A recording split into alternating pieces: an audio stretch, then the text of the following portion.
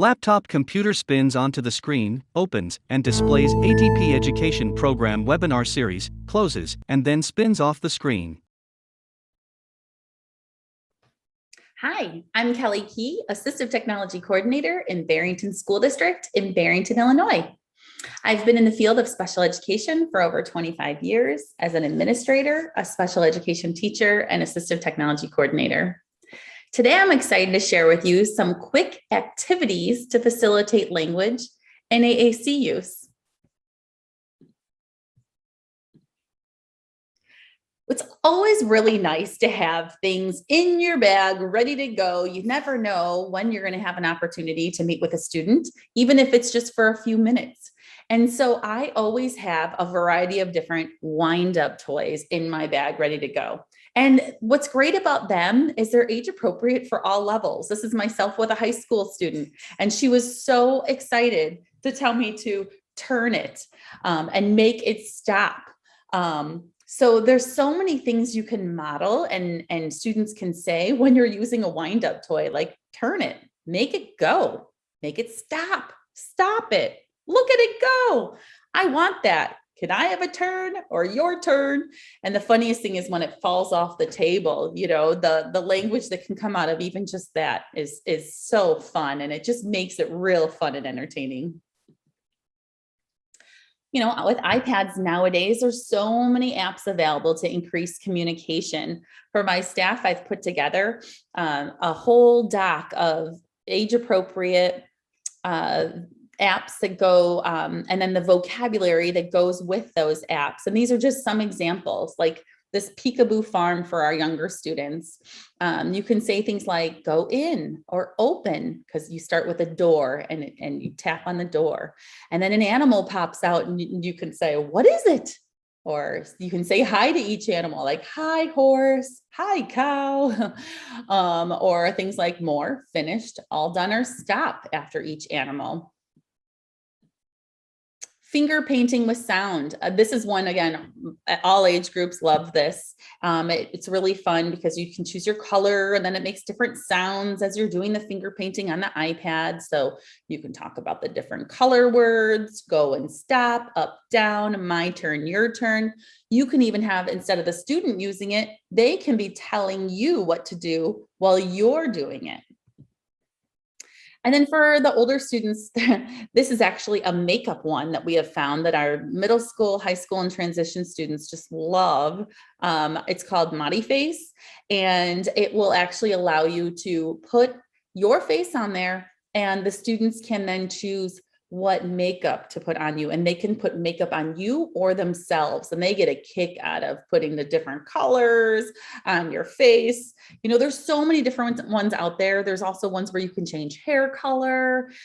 So many fun things that you can do on the iPad. So I highly recommend you it almost gets overwhelming. So if you kind of pick some of your favorites, put them in a folder, write down some of the core words that you can target, whether you're modeling them or encouraging them to say, and then you're not quite as overwhelmed. Just even using students' favorite activities. The student loves the Gears toy. And so we were encouraging him, the target word was go that day. So for him to tell us to make it go, and that he wanted to play it and stop, just making sure that you have their favorite items available to help encourage that interactive and communication. We all love to show photos and videos of ourselves, whether it's our family, our pets, our favorite things to do, our favorite places to go, or where we went. And so why wouldn't we have our students' photos and memorabilia available at their fingertips to talk about as well? So we have one-to-one iPads in our district for academics, and we create a photo album just of some of their favorite items so they can talk about those things. We also, on their communication device and the social page, we will have photos readily available for them to be able to show and then talk about and ask about people questions about and encourage that social communication. So whether it's in a digital photo album or it's printed out and put in a scrapbook, these are excellent ways to promote communication.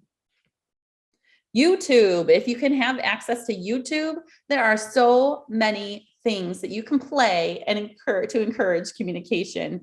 Again, I've put together a doc for my staff, anywhere from, wordless videos to promote language, videos to go with stories, videos that go with music, and videos that target core words. This one on the left here, I'm not going to play it for the sake of time, but it's just funniest and hilarious animal videos. I mean, who doesn't love to watch that and then pause it and talk about it? We also, for a lot of our students, behavior is obviously tied directly to communication. So a lot of times to teach our students what to say and how to say it when they are frustrated, that's not the best time to teach them those things, like I don't want to, or I don't like it, or I feel mad, or I am angry. We'll play YouTube videos of other people showing different emotions, pause it, and then we'll model or encourage them to share how that person's feeling. So YouTube is an excellent resource if you can have access to it. Just putting something in a clear container, like taking a pretzel container and putting their favorite items in there and maybe tightening that lid up so it's not able to, they're not able to physically do it themselves. That encourages communication right there, being able to say like, I need help, or help me. Can I have that? And then we've also even put our core boards in there, and they're excellent when the students are in the pool and they float. So it's a great way to be able to have a waterproof device as well. Oh my gosh, Gail Van Tatenhove taught me about what's in the box, using the barrier box or a bag.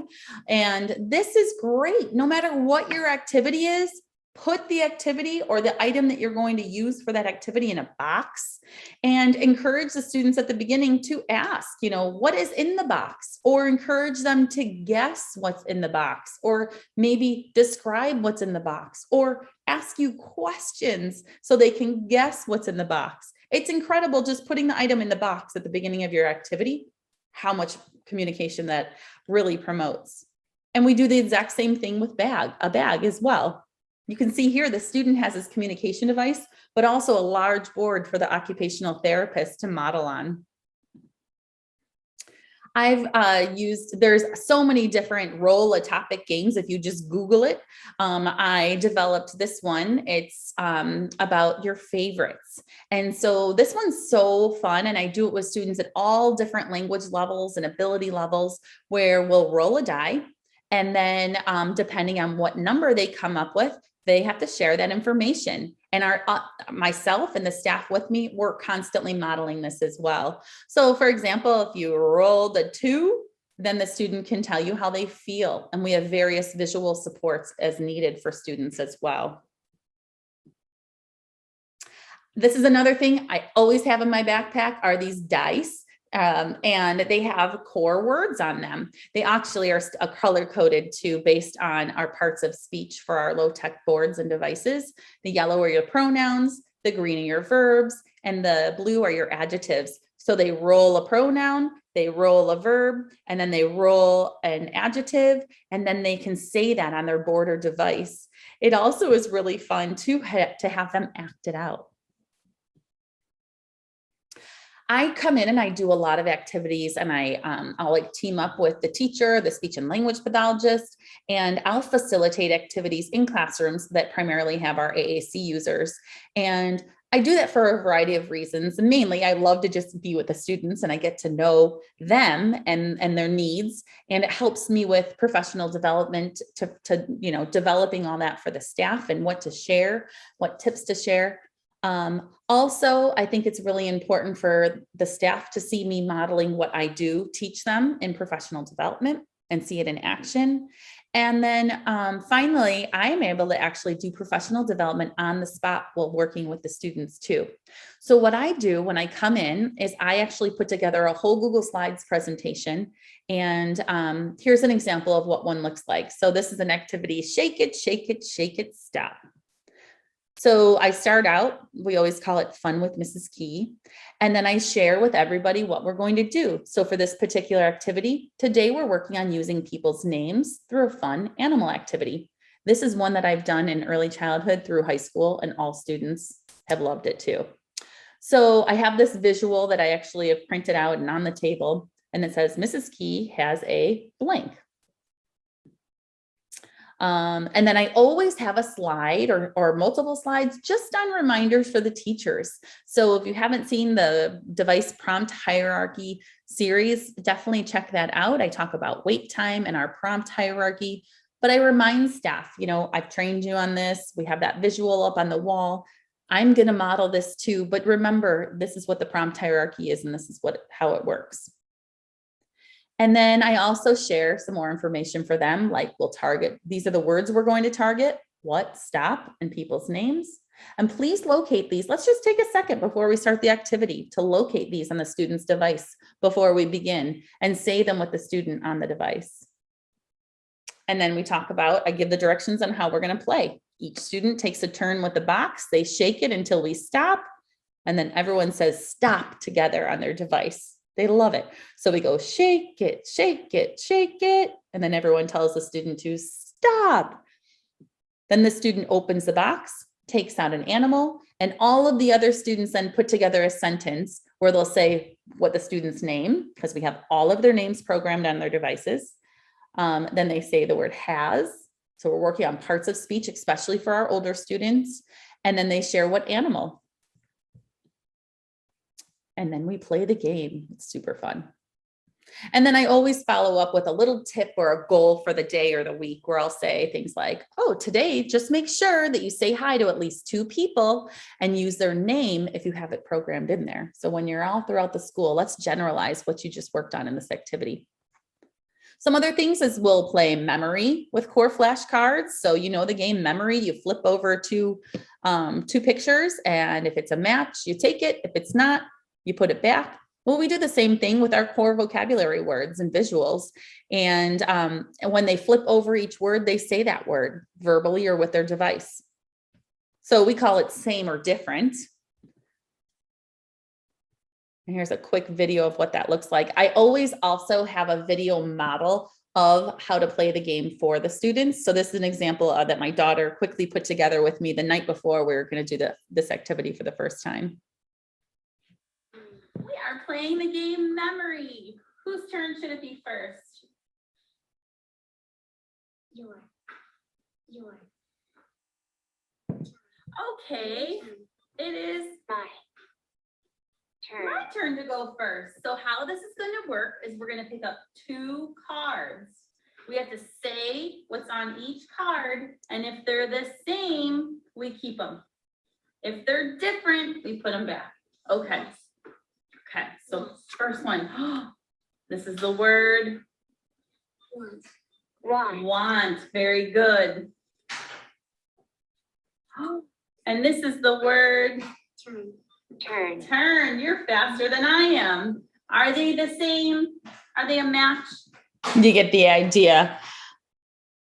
We've also adapted go fish, and we call it go get it, cord out. And we've played that as well with cards, and it's been super great to encourage communication and also have those visual supports for them. This is absolutely my students' most favorite activity, regardless of what age level they are, is when we go on a virtual roller coaster or water slide or sledding adventure. I just Google on YouTube, virtual roller coaster or virtual water slide, and we have so much fun, and I can get so much communication and language out of the students, and the staff love this as well. So how this works is we practice saying some words on their devices or on their core boards with their voice, and this is a great opportunity for staff to get comfortable and model. We go on that roller coaster ride, and then we'll talk about the ride. They will talk about if they like it, they did not like it, how it made them feel. And then they each write in a book, they each get to write about it. So they each get their own page and write about the ride. It's so much fun. And then they each get a copy of the book too. And it's a great opportunity then for them to continue to communicate by when they're looking through the book and sharing about everybody felt. So like I said, you can also go on a sledding, or go sledding, on a water slide, even just taking a virtual field trip somewhere via YouTube, or if you Google it. Another activity I do, and this is based off of, I've adapted it from an idea from Lauren Enders. She's brilliant. So I saw this and I heard her do something similar with an egg at a conference, and I decided around the winter time to do it with a present. So let's play Who Is It? And I shared with the teachers in advance. Again, the goal today is making students as independent as possible with, again, working on saying peer names. We're very big on that. And the word go. And then, of course, bringing in that literacy component, exploring the alphabet. So I tell the staff, take a minute to model the word go on the students' devices and model how to access their classroom, classmates' names, and then also the alphabet. And then the student guesses, when we get to each slide, the students in the class will guess who is in the present. And then if they, then usually they don't know for sure. So I will give them a hint. So then I show them the first letter of the student's name, again, bringing in that literacy component.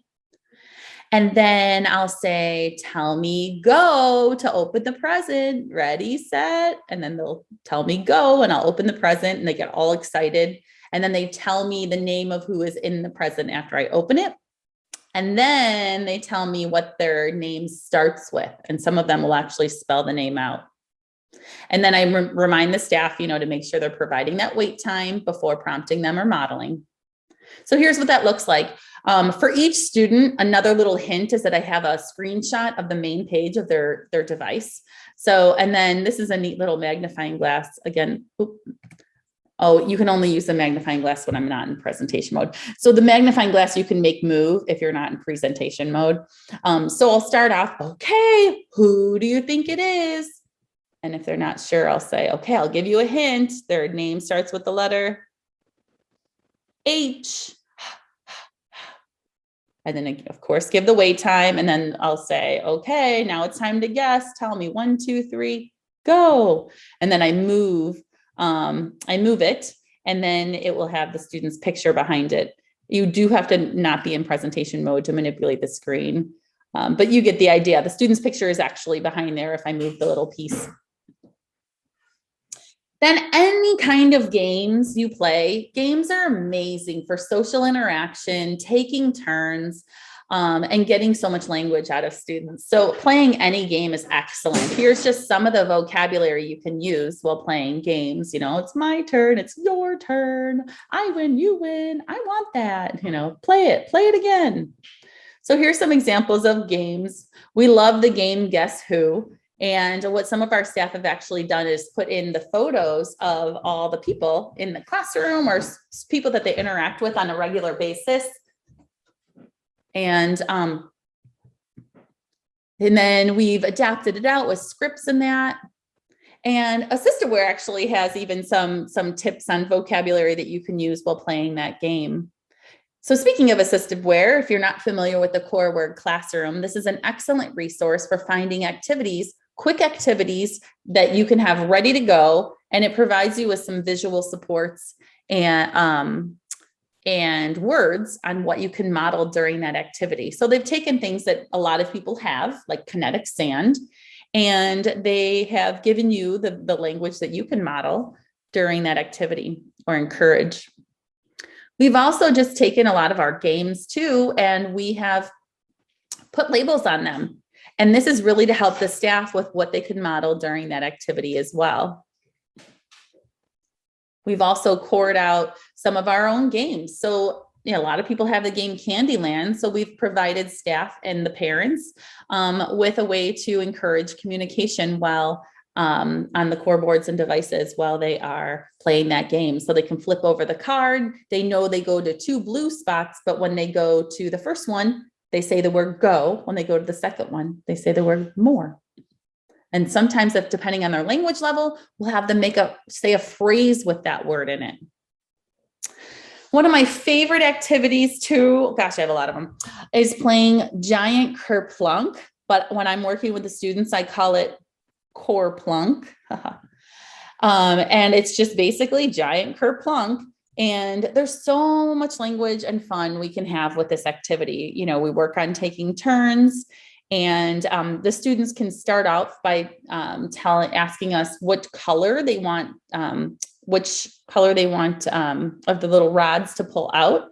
And so they'll request what color to pull out. They get to pull it out. When a ball falls down, each one of the balls actually has I took our core board, I printed it on sticky paper, cut them all out and stuck one word on each ball.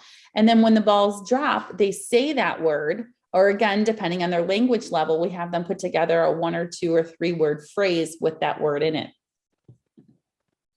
We've even taken games like super duper games and we chord them out by just adding our visuals and core vocabulary words. So when the student lands on that word, again, they say that word or they say a phrase with that word.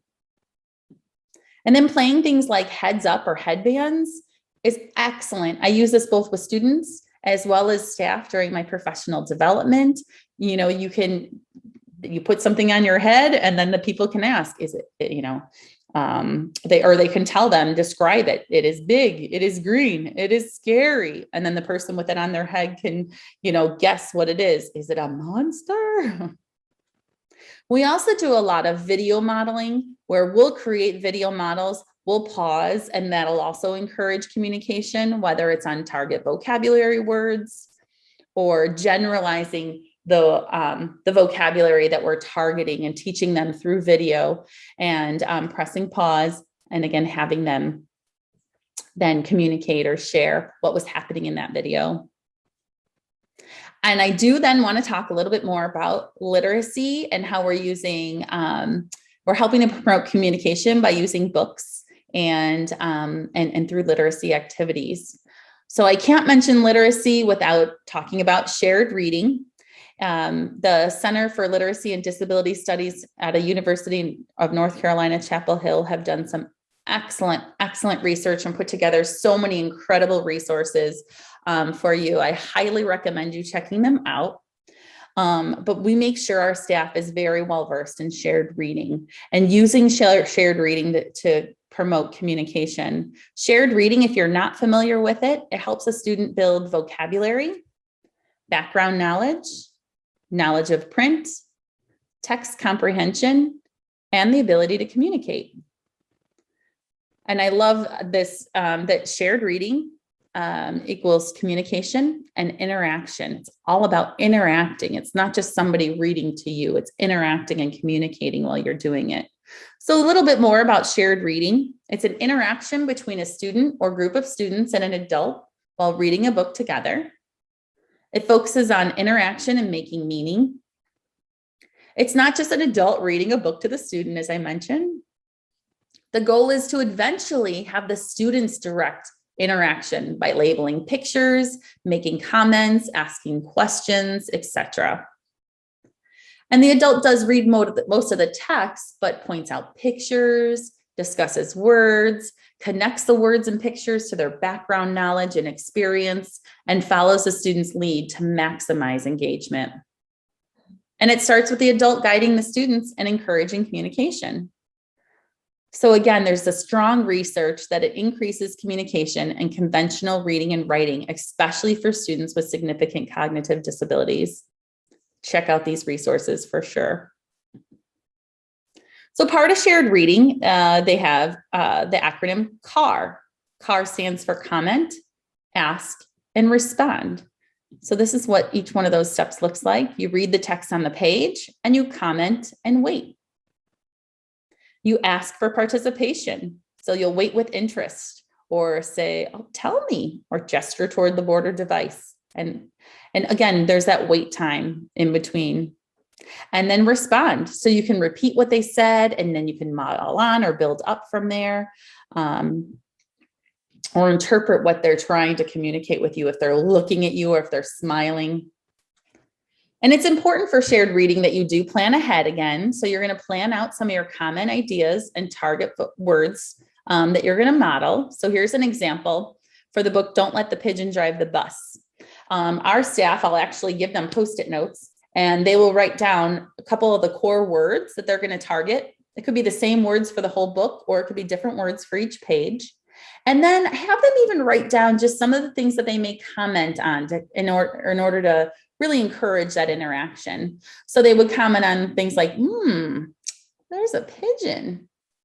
looks like he's up to something. So that's something they would verbally say, but then they may be modeling on the board or device, don't, or read. So don't let the pigeon drive the bus. Okay, let's read it. And then I share with my staff video examples of what this looks like with me, both me in the classroom and with students. And so here's another example. He's walking away. Oh, and pigeon, he's like, he's looking at the bus. So he could be like, oh, the bus driver is going away as you're pointing to the word go and saying it.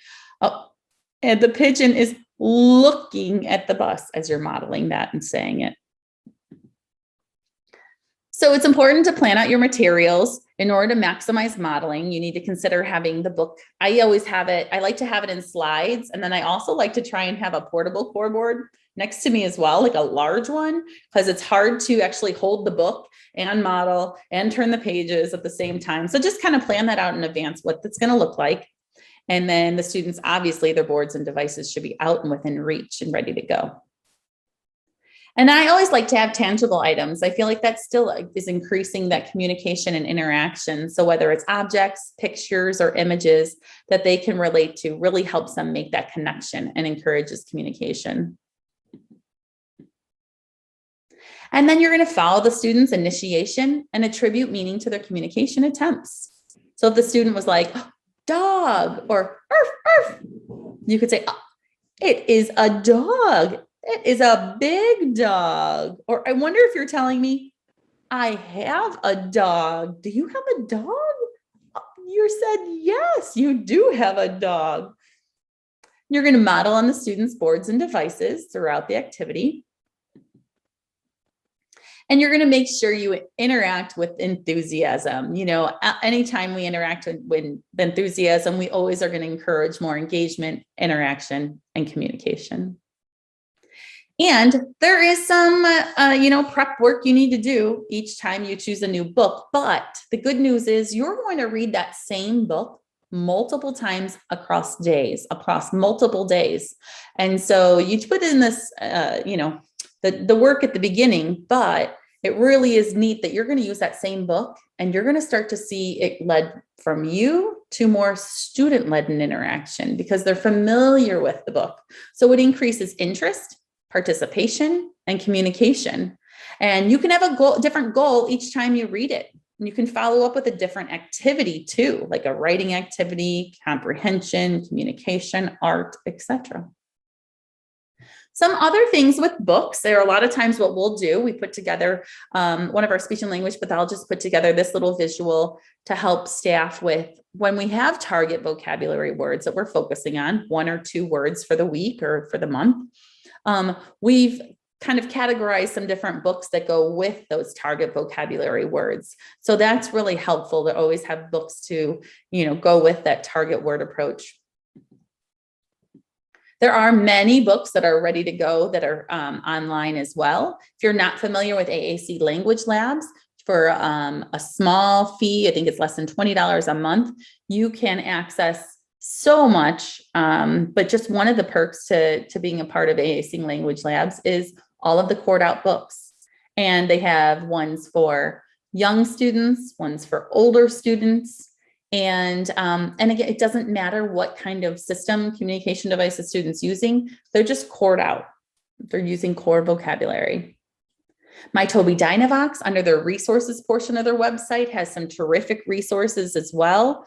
They have books. Here's some examples, like their Go book. And then again, they have it for younger students and then for older as well.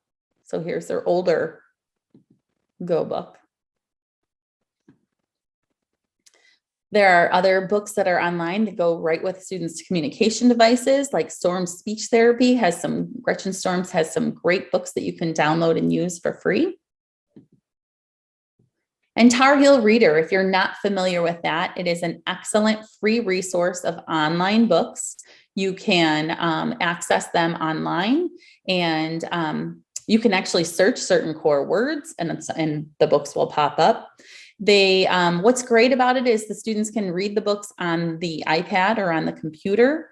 It will read out loud to the students if you choose that option, and it is switch accessible for students that need to access a switch to independently turn the pages of their book. You can also print them out, and you can download them to PowerPoint and print them out as well. And we use Reading A to Z district-wide in general education and special education. So just using some of those resources you already have in district and seeing how you can promote and encourage communication with what you already have district-wide. And you can always make your own books. We also like to adapt magazines to promote communication as well. So we're not necessarily putting the words that are in the magazine, but this is something that maybe a student you're encouraging the student to like a little script on what they could say to a friend when they're showing them this. This particular student loves skateboards. And so we have in there, look at him go up, he can walk over to a pier, and then he can use that as a visual guide to communicate. We also love wordless books, regardless of the age of the students. It depends on the books, of course, but if you just Google wordless books, there are so many awesome wordless books. And again, the sky's the limit with what vocabulary you can use and what phrases you can use and all the different things you can talk about in these books. Another way to encourage communication, and this again is from the Literacy for All instruction, is predictable chart writing. And if you're not familiar with that, look up Literacy for All instruction, and it will give you the step-by-step process. I'm just going to give you a little snippet of what this looks like, but it's a multi-step approach to structured shared writing. It's an opportunity to build concepts about print, communication, word identification, spelling, capitalization, and punctuation. So that literacy component is so big, and the communication component comes with it. So this is what it looks like. So you would start by writing out the chart. You can see the example of the one I did with our high school students on the right. The topic was my favorite food. You read or rework the chart. You work with cut up sentence strips, and then you be the sentence, and then you make the book. So again, for more information, look this up online. It is an excellent way to work on communication literacy. And shared writing, Kate Ahern does a fantastic job. This is an example with one that she did with her students on the left. And she's a fabulous resource for shared writing. But basically, it's a group writing activity where the students speak, and the teacher writes what they say. So you give them a topic, like this one says, when I visit the aquarium, I see, and then each student takes a turn sharing their sentence. And what's so great about it, again, it's like a predictable chart writing where it models how to write, provides engaging opportunities to promote communication, matches the spoken language to written language, teaches letters, that letters make up words and words make up sentences, and it's super fun. So you do an activity, you take turns sharing, they take turns sharing their writing about the activity or the prompt. So the students would use their voice or their communication device, and the teacher writes or types it out. The teacher reads each one back, and then it could be sent home or posted in the classroom, and the students can read it to their families or talk about it with their families. And the last thing I'm going to share that really helps promote communication with my students, if they're an AAC user, they use a high-tech device, they often don't see that many other students in their school that also use communication devices. So they don't have as many opportunities to communicate with other people that use AAC. So we have an AAC buddy program in our district where students can communicate with one another across our different schools. And they do it via Zoom or via Google Hangout or Skype. And what's so fun about it is the students can ask and answer questions based on certain topics. They'll share personal information and get to know one another. They'll ask things like, would you rather fly or would you rather be invisible, and why? It's a great way for our students to get connected with other AAC users. It's a great way to expand language, social skills, and work on that novel communication. It's super fun for everybody on both ends. And so here's some of the things, as I mentioned, that we do. And it's great because it really does work on those social skills and it's so fun. And so those are just a few of the activities and different things that we do to help promote social communication and academic communication and so much more. Thank you for watching. For more information on the ATP education program, please visit our website at atp.nebraska.gov/education or email us at atp.education@nebraska.gov.